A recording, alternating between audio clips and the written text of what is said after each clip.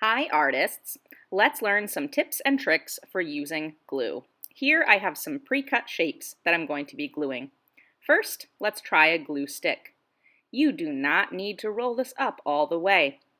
It could break and it could waste a lot of our glue. Just a little bit of glue needs to be showing on the top. We are not going to put glue all over our paper.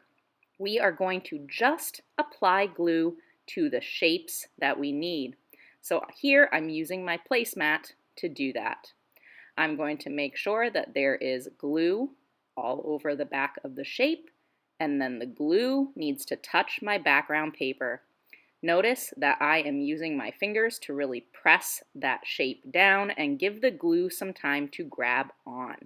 I don't want any of these little corners popping up, so if I need a little bit more glue, I will put it there and then press it down again. Sometimes we have a really big glue stick for small shapes, so I'm simply going to press the shape onto the top of the glue. And that way I make sure that I get glue just on the back of my shape and not everywhere else on my artwork. Don't forget to put your cover back on and put your glue stick away. Let's try some liquid glue. When I open the top, I want to make sure that it is open a little bit, not too much.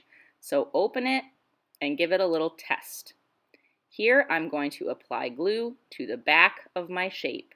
I always say dot, dot, not a lot. You do not need glue dripping all over your shapes.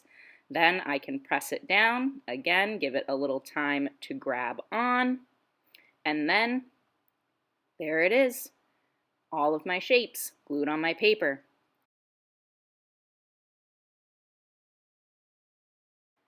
Don't forget, when you're done with your glue, you're going to turn the cap so it's closed. If there's any dripping glue, you can use a paper towel or a tissue to wipe it off and then put it away.